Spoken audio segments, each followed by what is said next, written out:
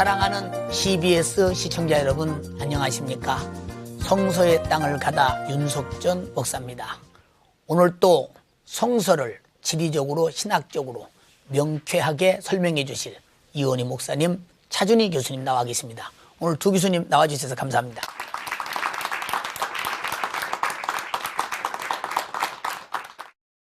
시돈 지역 가면 우리에게 가장 익숙한 곳이 있습니다. 바로 그곳이 사르밧입니다. 엘리야 선지자가 하나님의 사람으로 사르밧에 도착했을 때에 사르밧 과부가 엘리야를 대접한 사건을 우리 모든 시청자들은 알 것입니다. 3년 6개월 동안 가뭄에 도무지 먹을 것이 없을 즈음에서 한때밖에 먹을 것이 없는 밀가루를 빵을 구워서 선지자를 대접했던 그 사건, 그리고 그 후에 넘치는 복을 받았던 이적의 사건을 우리는 압니다. 하나님의 사람 엘리야가 바로 이와 같은 역사를 이룬 사르밧은 유명한 곳입니다. 우리가 바로 사르밧으로 지금 가보시겠습니다. 시돈에서 남쪽으로 내려가면 산 중턱에서 만나는 도시 사르밧. 주 산업이 도자기업인 사르밧은 내륙과 항구의 특성이 함께 있는데 그 탓인지 다른 해안 도시들에 비해 여성들의 전통주의가 강하다. No, I can. 왜? 약수를 안 하네? 그러나 아이들은 달랐다. 동방의 순례자가 낯설지 않은 듯 얼굴들엔 반가운 기색이 가득한데 바로 이 땅에서 엘리야는 자신을 섬기던 한 과부에게 이적을 베풀었다. 엘리야는 너 가서 밀가루 단지와 기름병을 가져오너라. 다 모았습니다. 그런데 계속 감아 부어도 기름이 끝나지 않고 계속 감아 부어도 밀가루가 끝나지 않습니다. 동네에서 필요한 모든 기름병과 그리고 밀가루 단지가 꽉 찼습니다. 이렇게 여인은 순종을 통해 축복을 받았다.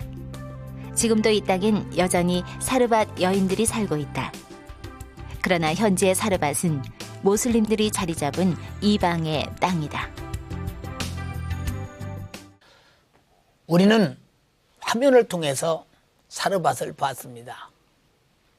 항상 화면을 통해서 보면 저 속에는 어떤 성경적 역사가 있는지 궁금하고 어떻게 풀어질 것인가 기대가 됩니다.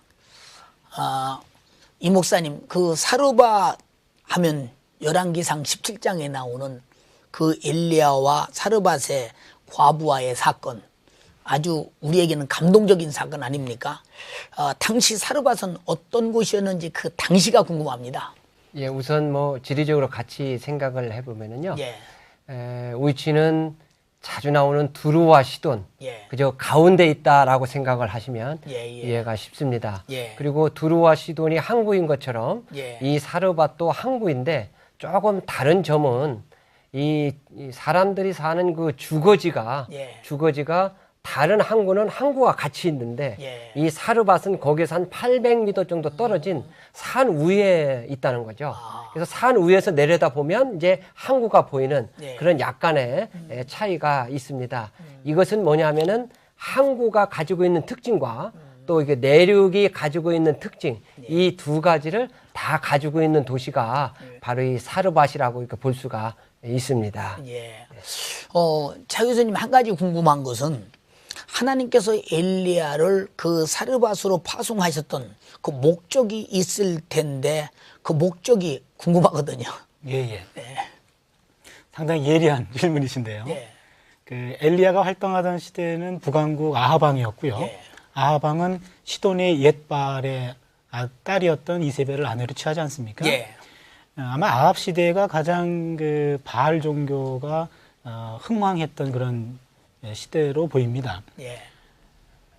이제는 아하방이 그 이세벨을 위해서 아스타롯 신전까지 지어주거든요. 그리고 자기도 바알신을 숭배하고 예. 그리고 나서는 국가적으로 권장을 하게 됩니다. 그러니까 바알 신앙을 국가적으로 권장해요. 이제는 완전히 악이 그게 옳은 거죠. 예.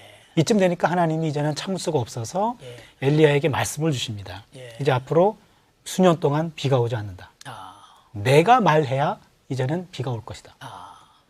일종의 이 북왕국에 대한 심판을 선포하신 거죠. 근데 그 말씀을 엘리야가 공개적으로 하고 다닌 거예요. 예. 근데 이제 아합 왕은 그 얘기를 들을 수가 없었고 네. 엘리야는 이제 목숨의 위협을 느꼈죠. 예. 그래서 하나님이 사마리아로부터 멀리 떨어져 있는 다른 지역이죠. 아. 사르밧 지역으로 엘리야를 피신시킨 겁니다. 그러니까 첫 번째 의미는 엘리야를 보호하기 위해서 예. 피신시켰다라는 예. 의미가 있고 또 하나는 왜 하필이면 사르밧이냐 이거죠.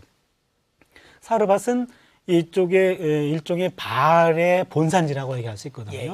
그러니까 바알 신이 섬기고 있는 지배하는 곳이고 바알 신이 비를 관장하는데 비를 관장하는 신이 꼼짝 못하는 겁니다. 비는 하나님이 관장한다는 거예요. 예. 그래서 오히려 바알의 본산지에서도 하나님이 지배하고 계신다.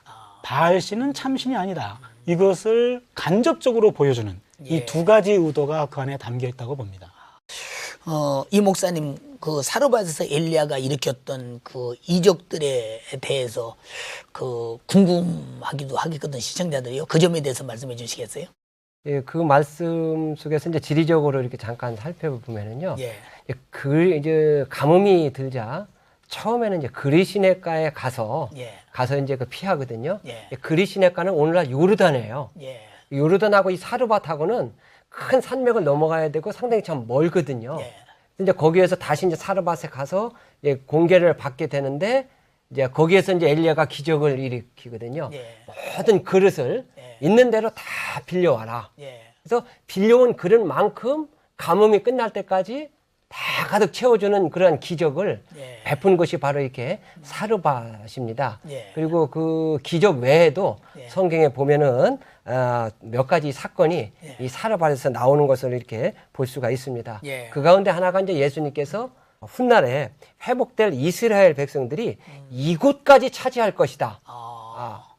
하는 그러한 예언의 말씀을 이 사르밧을 두고 한 것을 우리 성경을 통해서 살펴볼 수가 있습니다. 그렇군요. 차 교수님 지금 이 목사님께서 방금 말씀하셨던 그 이적들에 대해서 더 이제 이적들이 있을 텐데 거기에 대해서 담긴 의미가 무엇인지 의미에 대해서 말씀해 주시겠어요? 예. 예. 열왕기상 17장의 그 사르밧 과부 사건에는 예. 두 가지 기적이 있지 않습니까? 예. 첫 번째는 그 남은 기름하고 예. 그리고 가루를 싹싹 긁어다가 엘리야 선지자에게 갖다 줘라 예. 했을 때 그것을 순종했었고 예. 그걸 순종하자 가뭄이 끝날 때까지 음식이 부족하지 않았더라. 예. 엄청난 기적입니다. 예. 두 번째 기적은 사르밧 과부의 아들이 죽을 병이 걸렸을 때 그것을 엘리야가 기도함으로 살리는 예. 이러한 기적이 나옵니다. 두 가지 기적이죠. 예. 먼저 첫 번째 기적을 보면은요. 사르밧이라고 하는 이방인 여인은 엘리야를 통해서 하나님이 주신 말씀에 순종해요. 예.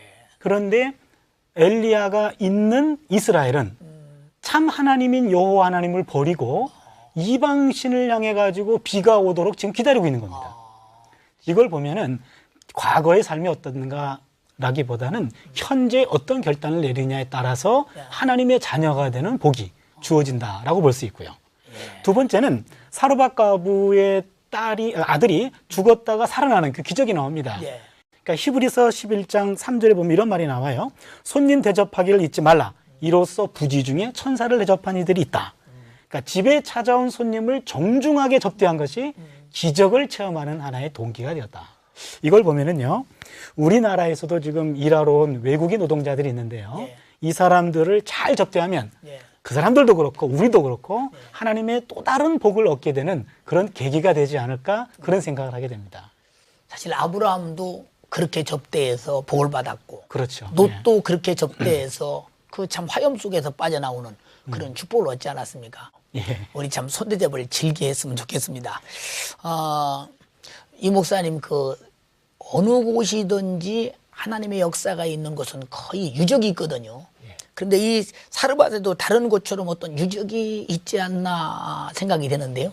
예, 그렇습니다. 먼저 이 거룩한 신에게라고 하는 그러한 내용이 새겨진 이제 비문이 네. 하나 이게 발견이 돼서 이곳이 성경에서 말하고 있는 사르밧이다 하는 것이 이제 증명이 됐고요.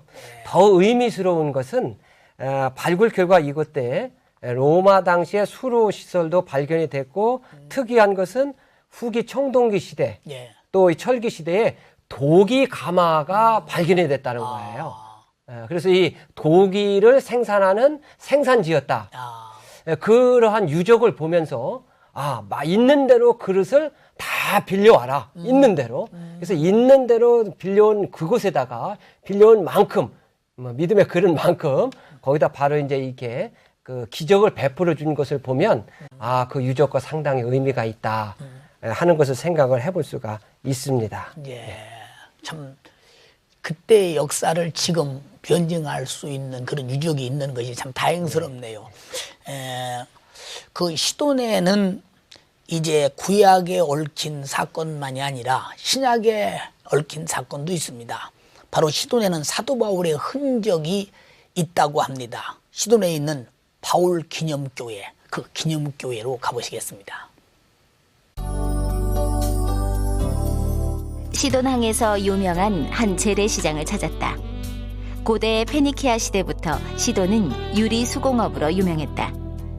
그 전통을 이어 저렴하면서도 다양한 유리 제품들이 가득한 이 시장은 특히 여성들에게 인기가 많은데 바로 이 시장 골목 깊숙한 자리에 사도 바울이 잠시 머물렀던 것을 기념하는 사도 바울 기념교회가 있다고 한다.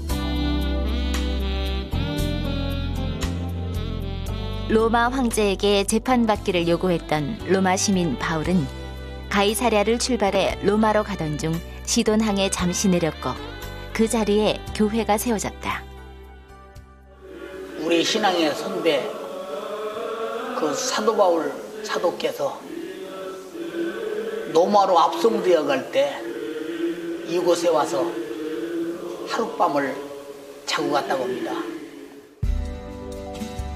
예수께 받은 이방 전도의 소명을 이행했던 바울. 비록 죄인으로 시돈 땅을 밟았지만 그의 마음엔 강대국 로마를 뒤흔들 위대한 성령의 능력이 담겨 있었다. 바울은 이곳 작은 방에서 머물렀다는데 바울이 제수의 몸으로 시돈 땅에 와서 하룻밤을 잤던 방입니다. 잠시 자유를 허락받은 바울은 이 방에서 당시 시돈 땅에 거주하던 기독교인들과 반가운 회우를 했으리라. 이렇게 시돈은 구약과 신약의 세계가 함께하는 성서의 땅이다. 시돈이여, 너는 부끄러워할지어다. 대저 바다 곧 바다의 보장이 말하기를 나는 구로하지 못하였으며 생산하지 못하였으며 청년 남자들을 양육하지 못하였으며 처녀들을 생육지도 못하였다 하였음이니라. 우리는 지금 시돈에 있는 바울 기념교회를 보았습니다. 바울이 시돈 땅에 복음을 전하러 갔는지 그곳에서 복음 전하는 사건이 있었는지 많이 궁금하기도 합니다. 그런데 왜 시돈 땅에 바울 교회가 있었을까요? 많이 궁금합니다. 이 목사님, 그 레바논 시돈에 바울 기념교회가 세워진 그 성경적 배경이 있다고 하는데 그 부분에서 자세히 설명해 주시겠어요? 예, 특별히 사실은 레바논 지역은 거의 구약 시대의 내용이 많은데요. 예. 우리 목사님 말씀하신 것처럼 예. 이 바울 사도가 관련된 예. 그러한 내용이 하나 있습니다. 예. 이게 뭐냐면은 바울이 이제 로마로 압송되어 갈 때 이스라엘에 있는 가이사랴 항구에서 출발을 하거든요. 예. 그래서 다음에 거친 항구가 바로 이제 시돈 항구입니다. 예. 근데 죄수의 몸으로 가는데도 불구하고 이 책임을 맡은 백부장 율리오는 이게 자유스럽게 시돈에서 사람들을 만날 수 있는 것을 허락을 하게 됩니다. 그러니까 얼마나 아마 이 바울의 그 인격이라든지 그러한 것, 모든 것을 보고 자유스러운 만남을 허락을 했던 것 같아요. 예. 그래서 그 잠깐 기간 동안에 예. 자유를 얻으니 바울이 그곳에 있는 기독교인들과 만나고 아마 복음도 전했으리라고 생각이 됩니다. 그래서 그것을 기념해서 오늘 아마 이 좁은 그 시장 골목으로 들어가면 저그만하게 그 집과 집 사이에 바울 기념교회가 이렇게 세워져 있습니다. 그 바울 기념교회를 가보면서 시장 골목으로 가는 길이 아니었으면 좋겠다 싶고 예.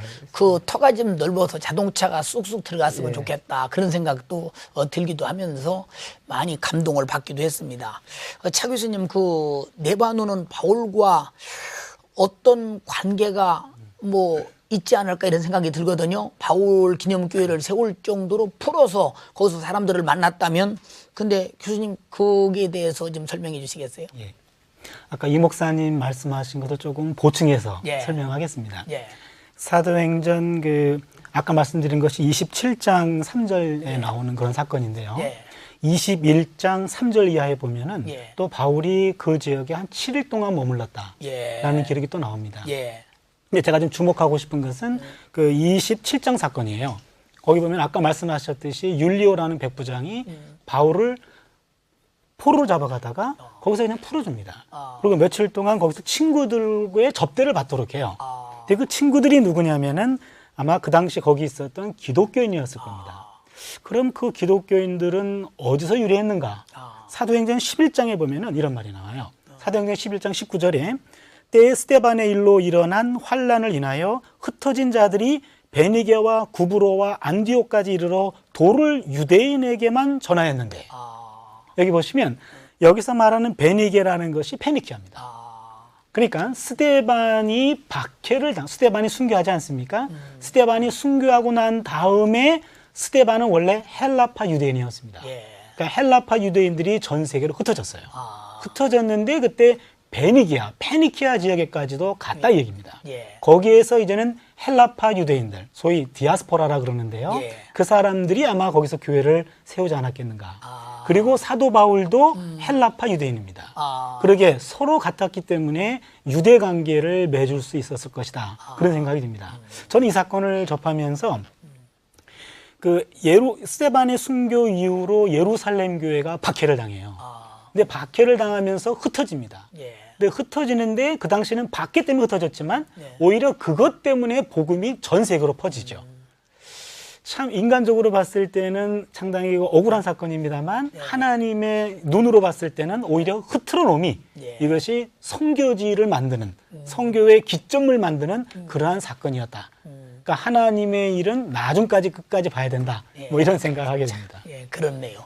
한 가지 우리가 또 이해할 것은 이 목사님은 그 시돈 땅은 이스라엘의 12지파에게 이렇게 분배된 걸로 알고 있거든요.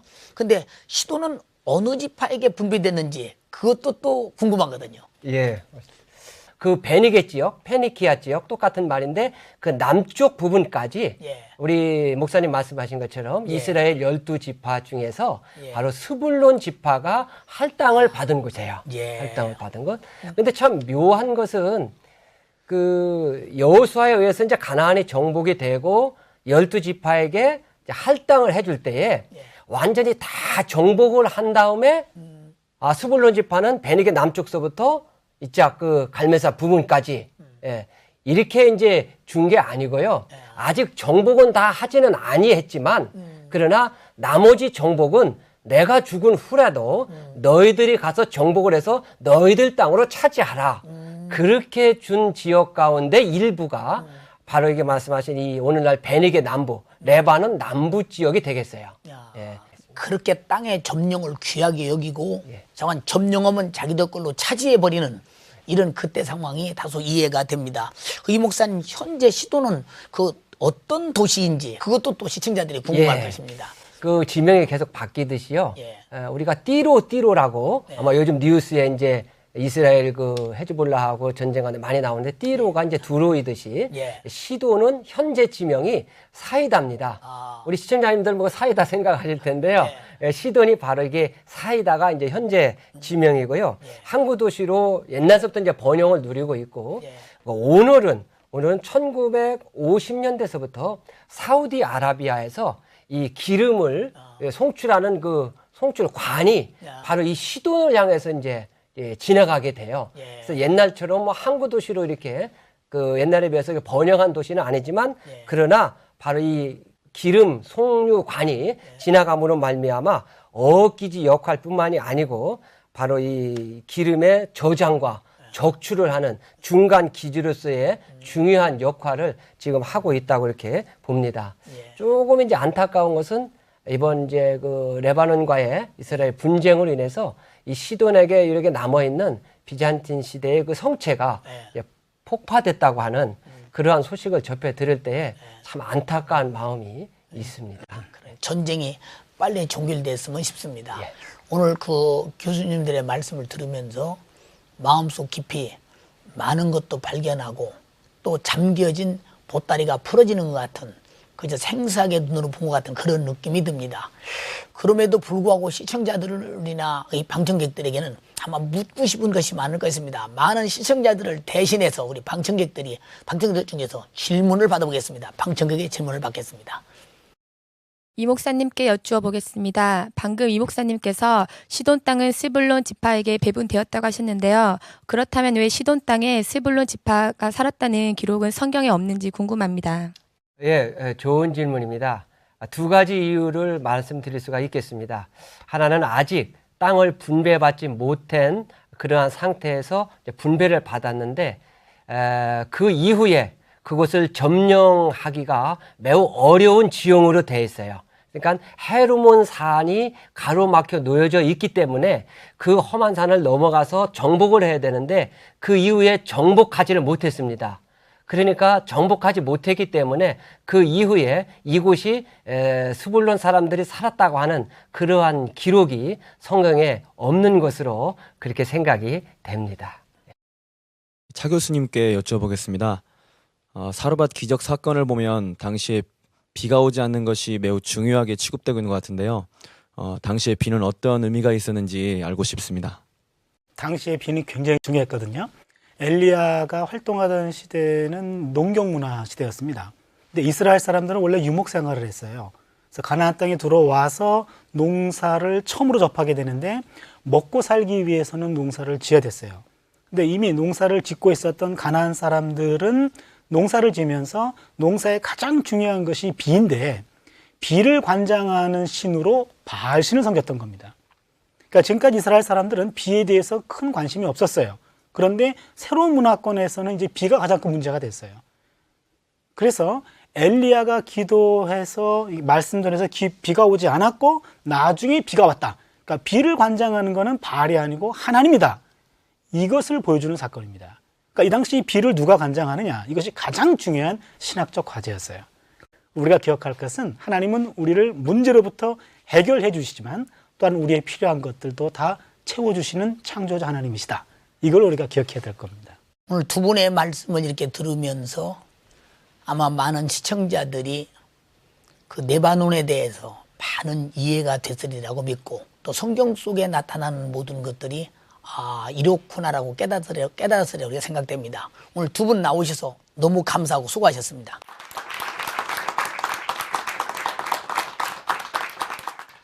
하나님만이 생사화복을 주관하시는 절대자이십니다. 3년 6개월 동안 비가 오지 않은 것은 이스라엘 민족이 하나님을 섬겨야 할 자들이 바로 우상숭배의 사건 때문이었습니다. 그러나 사르밧에 있는 과부는 하나님을 이방인인데도 먼저 알았습니다. 그러므로 하나님만이 축복하시는 신이다 해서 하나님이 보낸 사자를 정성껏 대접했을 때에 하나님은 그 가정의 가뭄이 끝날 때까지 충분히 먹고 마실 양식을 주셨습니다. 오직 우리가 이 땅에 살면서 하나님 외에는 우리에게 복 주시리가 없다. 하나님만이 축복의 근원이다. 생사화복의 절대자다. 이렇게 믿는 믿음은 가장 옳은 줄 압니다. 우리 수많은 시청자들이 오늘 이 방송을 들으면서 바로 우상숭배는 망한다. 하나님만이 축복의 신이다. 이렇게 더 깊이 믿어서 하나님의 그 축복으로 오늘 여러분의 문제를 해결하기 바랍니다. 감사합니다. 다음 시간에 또 뵙겠습니다.